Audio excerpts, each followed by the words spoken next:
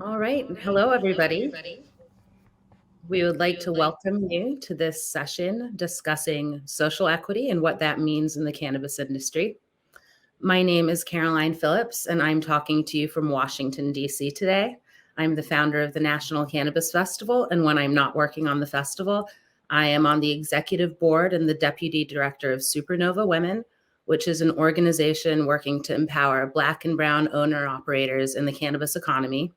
I'm joined by some of my esteemed colleagues from Supernova today, and we're excited to talk to you about social equity, which is something that has definitely become a buzzword in the cannabis industry.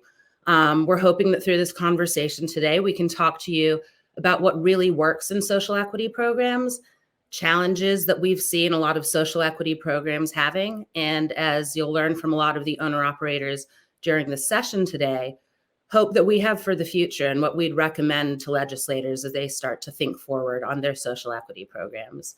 So now I'd like to introduce you to my co-panelists. I'll start with Amber Center. Amber, would you like to introduce yourself? Yes, thank you, Caroline. My name is Amber Center. Um, I am CEO of Maker House. We're a manufacturer and distributor headquartered in Oakland, California, with operations throughout the state of California. I'm really excited to participate in this discussion with my fellow Supernova board today. I'm also co-founder and executive director of Supernova Women.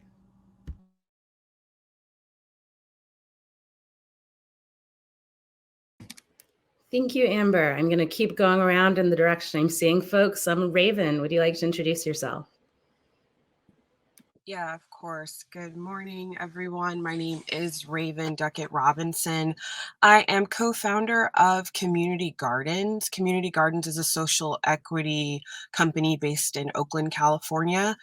We received the third delivery license from the state of California back in 2017. So we have been in the legal cannabis space since the onset in California and have really been front row for a lot of the social equity happenings in the last few years. So really excited to talk to everyone today. Thank you, Raven. Nina, how are you this morning?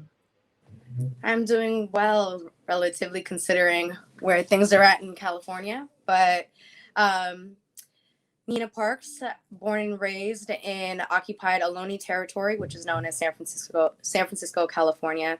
I am an equity applicant, or I qualify for equity via San Francisco's equity program. I have a cannabis company called Gift of Doja.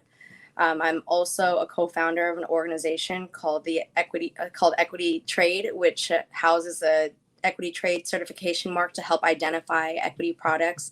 That certification mark is approved by the USPTO. And also, I sit on the Cannabis Oversight Committee for San Francisco, and just got voted in as the racial equity lead. I'm a co-founder of Supernova Women, and really honored to be here with everyone today.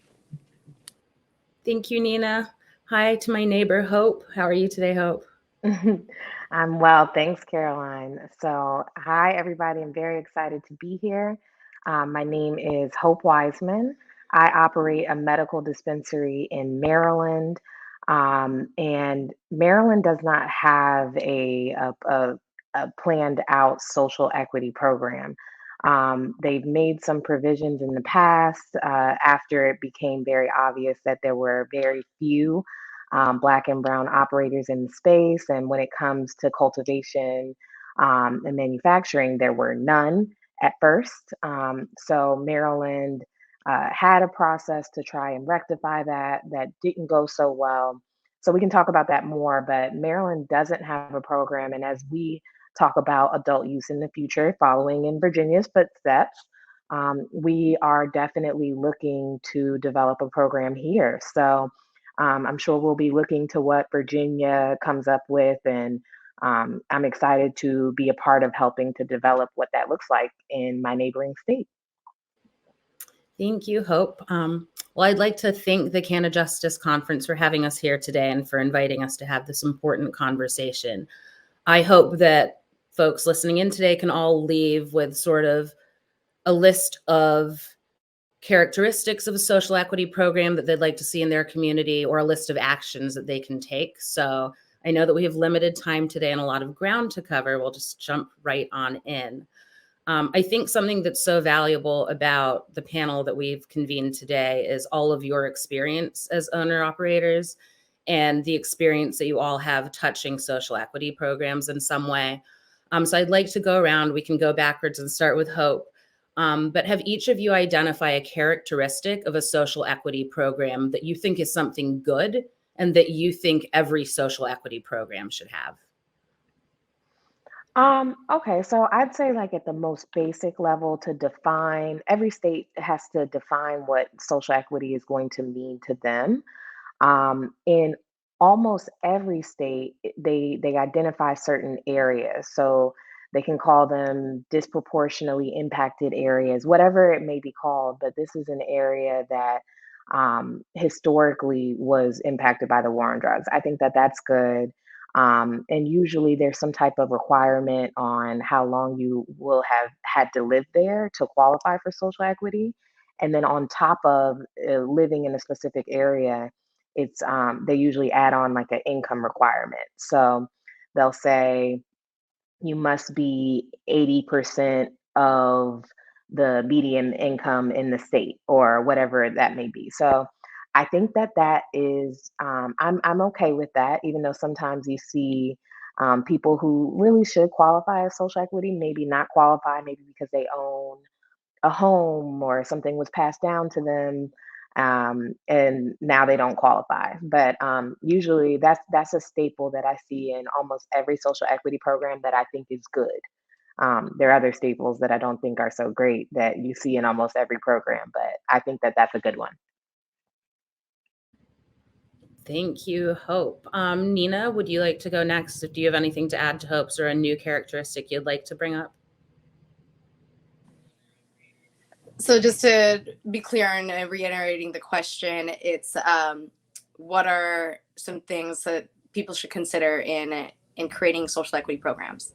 Yeah, I think we're trying to come up with kind of good foundation characteristics of a strong social equity program. Yes.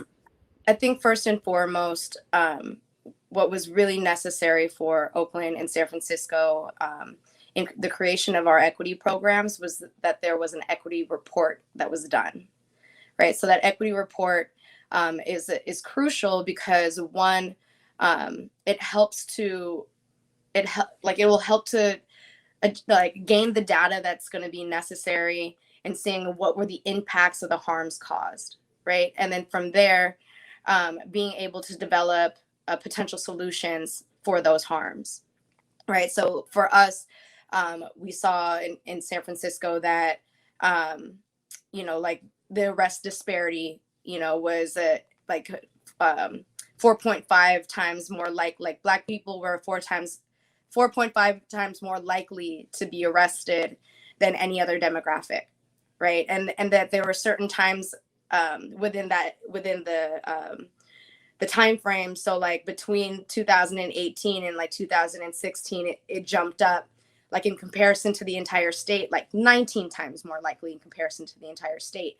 But the thing is that because we had that data, it helped us to understand exactly what it is that we're moving towards. And it also, for us as community members, it gives us more language for us to be able to advocate with, right? So I think it's really, really crucial that those equity reports are done prior to moving forward and like putting pen to paper and be like, this is what we need and this is what we don't need, because the impacts were different in different places, right? So in order to be able to ensure things. Right. So and be able to ensure you're handling the correct impacts in the geographic location that you're in, being able to identify those harms through those reports were really crucial.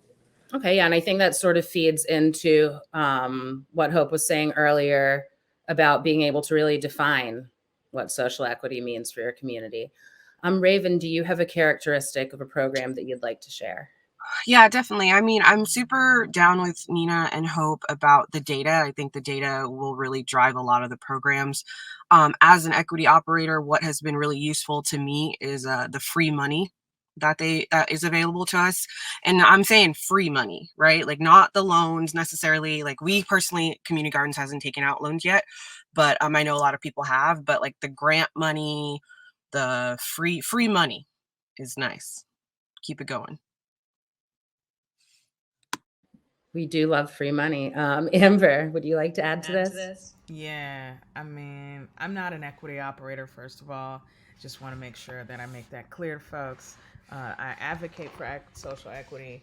I was born and raised just north of Chicago from an area that is now qualifies for one of the very few places that qualifies for social equity in Illinois. But I moved out of Illinois and moved to California to pursue a career in cannabis. So I don't qualify for social equity. However, obviously, I'm a black person living very black, live in black neighborhoods, went to an HBCU.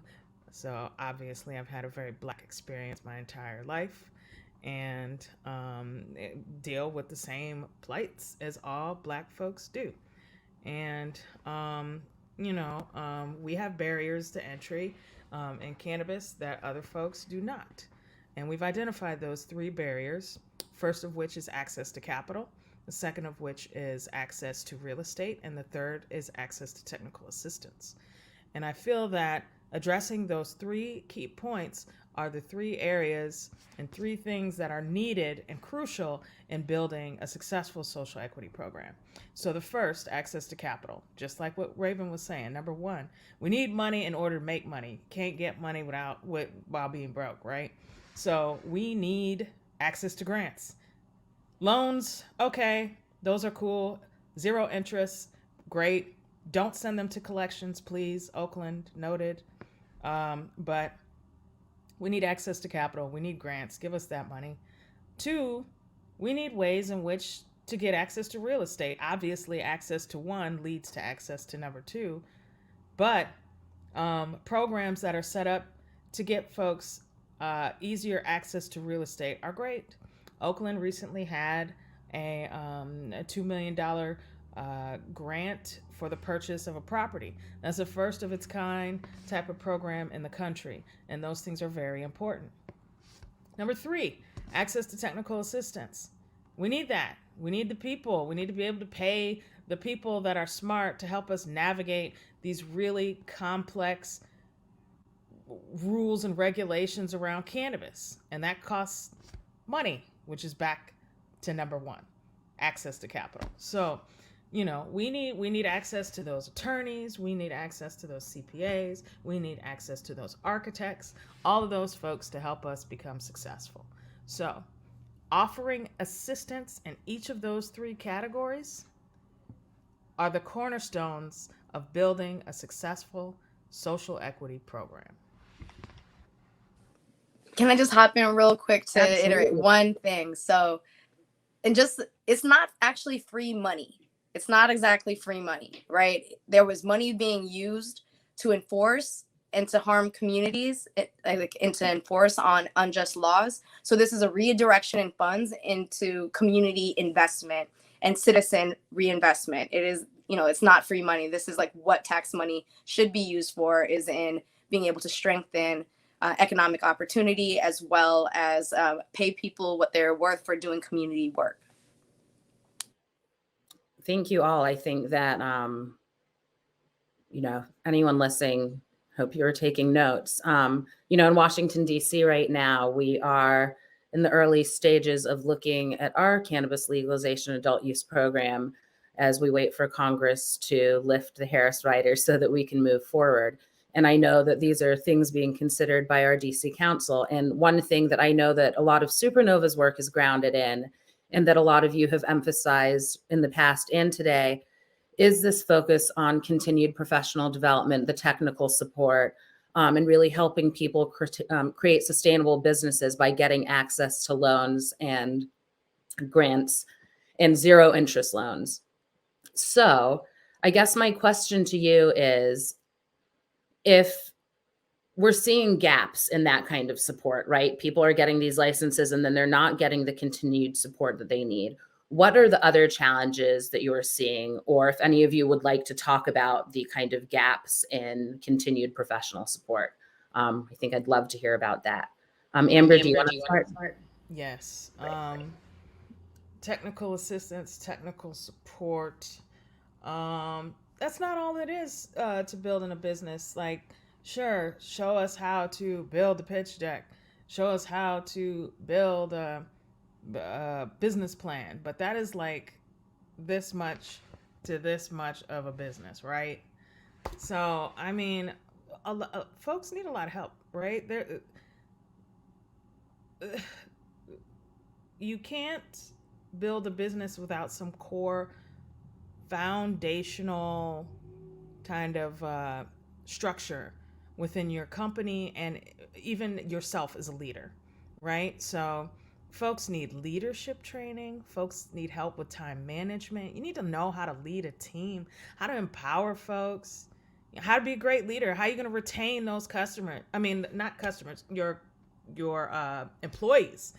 Like hiring on new employees, training them, there's a cost to that, and you're going to want to keep them as long as you can. And nobody wants to have this kind of revolving door of staff. That's super expensive. So being a good leader, knowing how to manage time, knowing how to delegate, knowing how to navigate things like OSHA compliance, knowing how to navigate things like dealing with all of these different building, fire, all those departments. It's all a learning curve, and time is money. So really just getting help at learning how to effectively run your business is critical. And it's not so much the, oh, here's how you do a pitch deck. That's nothing. You get $1 million, who's to say you still got to flip that million into a couple million in order to be successful, Mhm. and that's not something that's very easy to do. And learning how to build a business plan ain't gonna help you do it. Like, there's many components to running a successful business. If I could jump in real quick, it's important to note that in plenty of other industries, there are workforce development programs that are mandated by the state. And I'm sure Virginia has a bunch in different industries where companies are getting paid to train other people how to do it. And I know the city of Oakland has had a program somewhat like that where they paid businesses to train. And I believe in the cannabis industry, we need something like that too. And if you want to relate that to social equity, you can take it a step further and say, okay, companies that are specifically hiring people that qualify as social equity employees can get paid to train those people specifically. We can even relate this to reentry programs, trying to get people who have been previously incarcerated for nonviolent cannabis crimes in the industry. A lot of times these people don't have support that they need to be able to secure a job and then matriculate through a company. So I would love to see programs that not only are supporting businesses that are really emphasizing workforce development, but they are kind of monitoring the progression of these people through growing in a company. I've heard from so many people, it's like, okay, these companies are hiring people who qualify as social equity, but they stay trimmers the whole time. They never move up, or they stay low level bud tenders. They never become managers. So, kind of a program that not only helps support workforce development, but helps to monitor the matriculation of people who qualify as social equity. I mean, I think that makes a lot of sense. It's not just about 1 year of support or handing somebody a check and a license. I think that a lot of you on this call can say that it's a real journey. And especially in a market like cannabis, like policies are changing every year that impact your businesses in such deep ways, and not having access to professionals that can help you understand those changes could be, potentially fatal for any business. Let's see, Nino, do you have anything that you'd like to add as far as like the big challenges or sort of where you're seeing programs falling short for social equity licensees? No, I think everybody covered some of the very like core things, which is financial education. So like free money comes, but then how does the financial management happen, right? To make sure that we're maximizing the, like the degree in which those dollars actually impact our businesses in positive ways. And then like again, to reiterate what Amber was saying, is like the leadership ability, because it's like you took, the intent of the program was, is to help disadvantaged people. I hate these euphemisms and stuff. So people that have been impacted by the war on drugs, right? And have had very lucrative systems for themselves of economic, development within a different market, right? However, now you're superimposing like this entire regulatory system where you're going to need to have like real technical assistance in the sense of like, how do you use Google Docs? How do you navigate Mondays? How do you manage it? Like how do you use Slack to manage your team? How do you, how do you use Metric or like any other, track and trace software that's going to be necessary, and those learning curves that go with having to take on all of this new technological language and skill sets in the middle of trying to get your business up and running, building your marketplace and like all this other stuff. So true technical assistance in the sense of like also providing classes in tech knowledge as well, in order to make sure that people that are going through these programs are actually going through a program, and not just like a permitted, like a passport to permitting or something like that, but that there's actual program to support.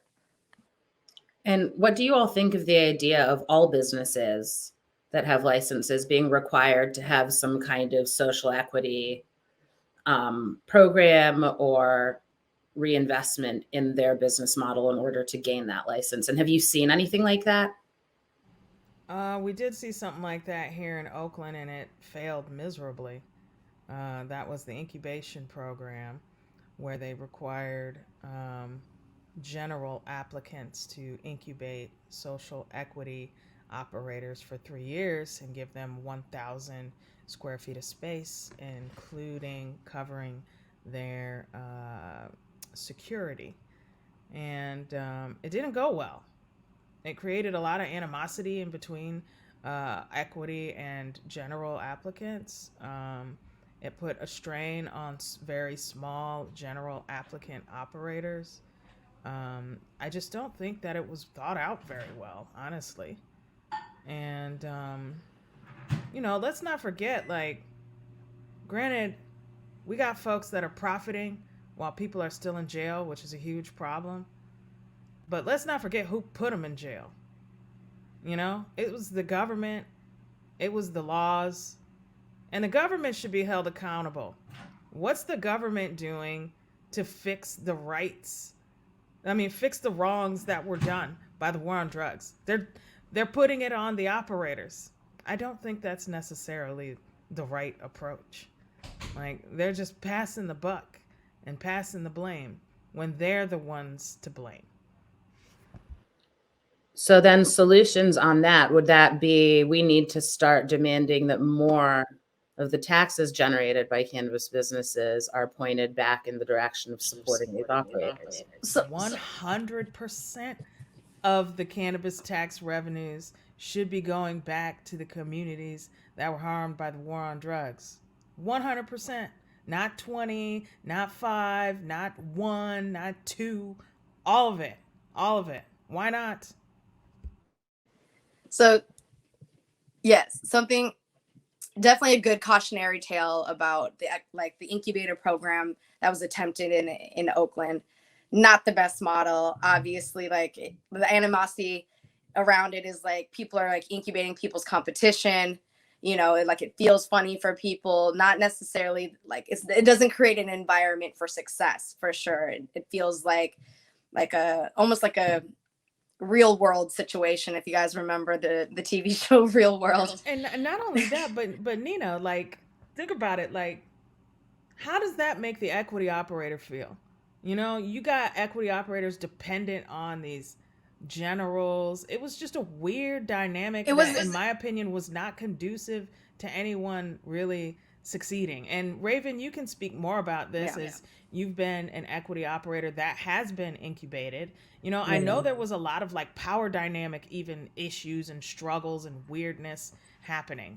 I mean, okay, so I'm actually sitting outside of my incubated office right now. So, I mean, mine kind of worked out only because the people that I partnered with understood like the business need for like their license, and like they understood that if my company did well, like they could keep their license and all this kind of stuff. And then it was also me being able to ask for what I wanted, know what I needed, and like kind of already being a little bit of a step of ahead. So I will say that the equity program, incubator program worked out for community gardens, but that was, I think, mostly because of me. And I think that was mostly like, the exception and not the rule. So I do like agree with you guys overall. I think what you're saying, Amber, is really hitting the nail on the head. Is like, it's really the government's job. It's really the local, government's job to really take care of these applicants.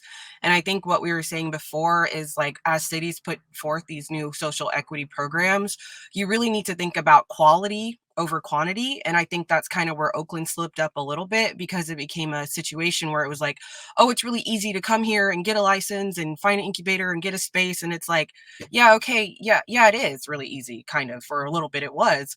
And then you just had a whole bunch of people who had a bunch of stuff that they didn't know what to do with. So I think that what you're saying about like making sure the programs are really a program is thinking about making quality programs. And then really, when it comes to tax dollars, taking those dollars maybe outside of cannabis and investing them into the community, like you're saying, because you shouldn't have to be a part of the cannabis industry to benefit from it. Everyone who was affected by the war on drugs doesn't want to sell weed. And I understand that. It's hard. So it's like, I think that's also kind of what other cities can really look to. It's like, take this money and help other people, because the war on drugs affected a lot of people in a lot of different ways. Thank you for that, Raeven. I think that's an important perspective. So question, are there incubator programs that are not government run, but perhaps government funded, that have been doing a great job? Yeah. So, I actually run one of those programs. I'm not here right now, actually, y'all. I'm in Atlanta, so that's why you see my sister kind of coming back in, and I'm in her cake studio right now. But yes, so I run an incubator. It's called Equity Works Incubator. We incubate 6 social equity operators. They are manufacturers. They come in, they do R&D, they make infused cannabis products, and then I help facilitate getting them onto retail shelves. So we started this in 2020. It's been running for over a year now, about a year and a half almost. We've had a couple of folks be successful out of there. One of our operators has products in about 30 dispensaries, which is great. But the program really illustrates like how difficult it is for operators to make a manufactured product. Manufacturing is not easy. Manufacturing is really nothing but standard operating procedures and compliance. And how well you can do that over and over and over and over and over again to make a branded product and then get it on the market. So, I feel like incubators like mine, especially ones that tailor to manufacturers, it's a shared facility, so it's very much like a co-op type style. And I think it's important for folks that when they enter these kinds of programs to understand that it's there to help them get started and get on their feet, but they've got to figure out how to scale. And but I am very thankful for groups like us, like Supernova, that advocated for this program, and then this to be a pilot really for the rest of the United States to see. Um, it's and I also think it shows like the ingenuity and the thought that we have behind it and how it can become a reality. And this was just for manufacturing. Like we can do this in other things like cultivation and possibly even like distribution. So I'm really excited to see what the future looks like for other license types outside of manufacturing, but also very honored to have been the person to do this for Oakland for manufacturing. Well, you are starting to make this easier on me because my next question was going to be about creating more equitable pipelines for manufacturing and production. So we've sort of talked about that a little bit, but I'd be interested to hear from Nina and Hope and Raeven and your experiences. And again, especially, Hope, you're in Maryland. It's a completely different world here with different Yeah, products. Yeah, I'd love to hear from you about creating more equitable pipelines for manufacturing and products and packaging. totally. So I think the way that Maryland was initially set up, their medical program is not set up for someone who would typically qualify as social equity or a smaller operator to succeed at all. You can be vertically integrated, but you don't have to be. So what that has done is created a breeding ground for larger MSOs to come in, become vertically integrated. There's no canopy limit space. There are not different tiers of licenses. So that means if you have a cultivation license and if you want to, get 500,000 square feet up and running, you can. And in result, there are some really, really large companies, and you can own up to 4 dispensaries as well. So they can create their own products. They have no incentive to want to work with brands that are not in-house because why? Like even if you came to them with a really great brand idea, they're going to be like, well, I could just produce it myself.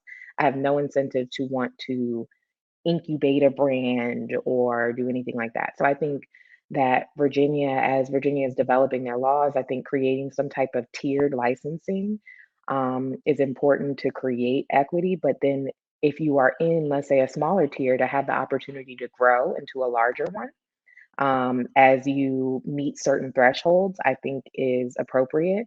That way, too, you're not kind of just like left out there to dry and to compete with this huge operator that you'll get priced out of immediately.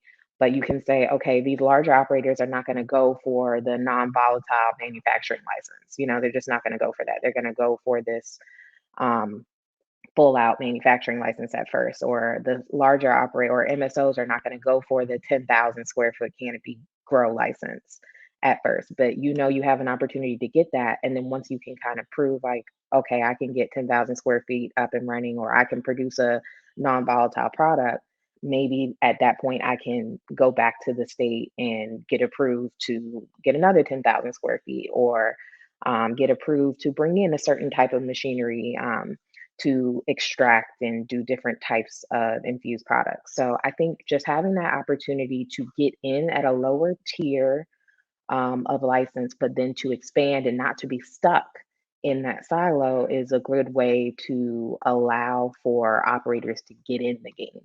A lot of people just can't even compete because the people that they're competing with are just, 10 times bigger than them. And I understand the state saying, okay, why should I do all this? At the end of the day, like I understand that, the government is not emotional and usually does not really care about social equity. So we have to create uh, uh, ways for social equity operators or people who would qualify, people who've been impacted by the war on drugs to get in that doesn't interrupt the state's ability to get larger businesses here to create more tax revenue, but then still gives the smaller player an opportunity to grow. So that's kind of my suggestion. And I know that's what Maryland is talking about as we're developing what our adult use program would look like here. Nina? So, kind of going back to the question before, which was, should everybody support social equity, right? So the incubator programs might not be the best way to have done it, but San Francisco, in order for existing operators or some of these bigger businesses to be able to benefit from either the first mover advantage, through partnering up with equity applicants and or acquiring an equity business later, or to like have been able to cross over from medical into adult use seamlessly, right? With very little break. I think it is crucial for those businesses to support social equity in some way. So like for San Francisco, we can talk about pipeline all we want, but if there's no market share or shelf space that is allocated for social equity, where do those products go? Especially if these bigger operators are charging for shelf space, and it creates a very inequitable environment, for folks. So for businesses that did allocate like 50%, 25% shelf space, 15% shelf space for equity applicants, really, really makes a difference, and also creates opportunities for smaller businesses to potentially gain market share. And also is why the equity trade certification was developed, was to be able to help these businesses identify equity businesses, because we also know that that's an extra pain point for folks that want to support, is that they can't do, like all of their research necessary. But if they had, an easy identifier, much like B Corp or much like, fair trade, right, that they were more likely to be able to support our communities by having an easy identifier. So really thinking forward, and like, how do we even create these marketplaces and these supply chain funnels, right? Is by making sure that we have some shelf space mandated for our community to ensure that there's an outlet. And that takes the entire industry plus the support of our leadership to make sure that that gets done. Right. And, for folks who are watching, who are thinking, well, I don't have a license, I can't put products on shelves. What you can do is talk with your wallet. And when you go into these retail spaces and you don't see any products that aren't, from big multi-state operators, or you don't see any products that you are Black-owned companies, brown person-owned companies, say something to them and then go shop somewhere else. So we all have a voice in this. And I think collectively, we can all start to make change. Hopefully we can also force some of that at the legislative level. I know that we're getting a little bit short on time here, so I want to make sure that everybody has a chance to share any important information they think folks should leave here with today. But I do want to make sure that we dig in a little bit to talk about not only the programs that Supernova has been working on, but also other programs, public or private, that we've seen around the country that we think are providing direct services that empower more Black and brown owner operators. I know that we've talked about a couple of incubator programs that have been run by private companies. We've talked about some of the government-run ones, some run by NGOs. Is there anything out there that you think people should be paying more attention to? Are there any for-profit companies that are running impactful programs that are helping people that other companies should be looking at and hopefully mimicking in some way?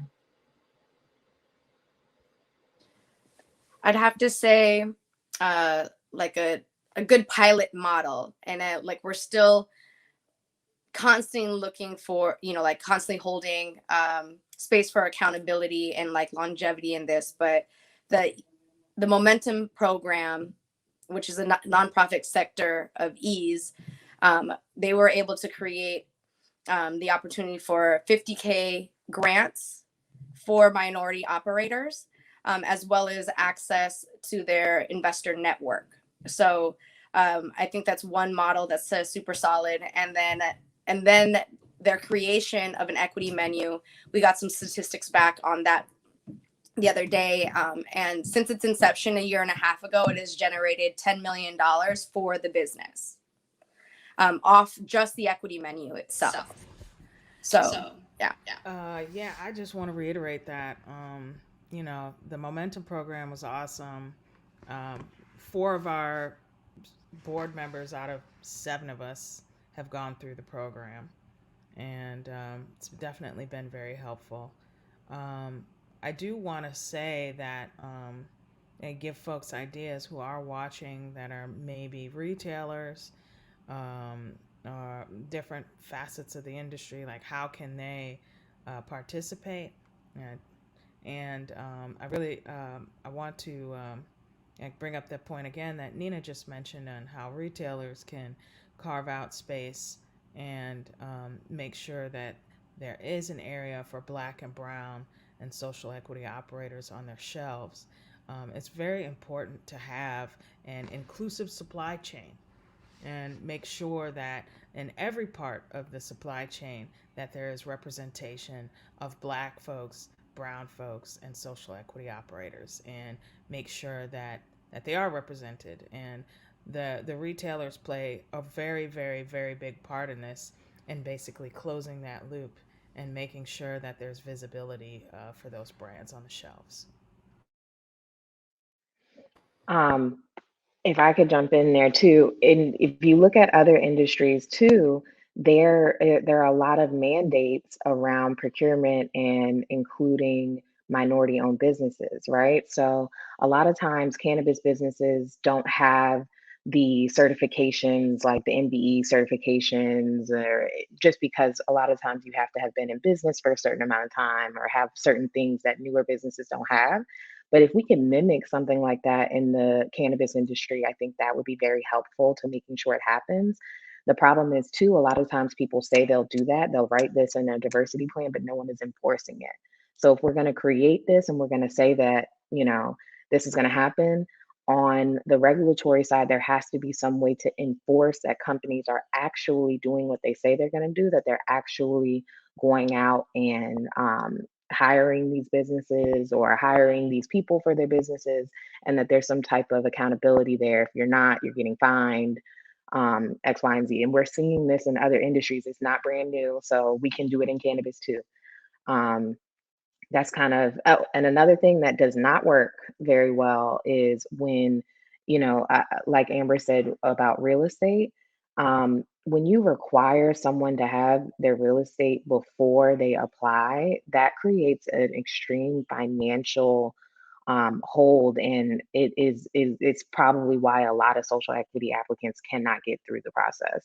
They can't afford to pay rent for a year waiting to get their license, or even to pay an option. An option on to lease or an option to purchase could be very expensive. So having your real estate required before makes it very difficult. So you have to kind of look at how these application processes are graded and make sure that it doesn't create extreme financial burdens. I know it's going to cost money to apply. I know I'm not asking it to be free, but what I am asking is that, it is considered that, a company doesn't have to spend $100,000 to apply for this license in order to be successful, or at least there are tiers that allow for you to get in at a lower threshold. I absolutely agree, Hope. Again, I can't stop talking about DC because I live here and because we've been talking about this for the past 2 weeks. But I hope there are members of the DC Council and community listening to this conversation right now. I think that there was a lot to learn through the shared experiences that you all have and through what you've shared today. So I know that we're very short on time, and we definitely want to leave time for questions. So perhaps we can share any last ideas and questions, or audience members will have some inspired questions for us. But I'd like to thank you all so much for your time today. It is always a pleasure getting to sit down and talk to all of you and learn about your work. And yeah, let's see if we have any questions from the audience. So thank you guys so much. Thank you. Thank you so much, Caroline, for hosting. Yes, thank you. Thanks, guys. I'll be answering questions in the chat. Same.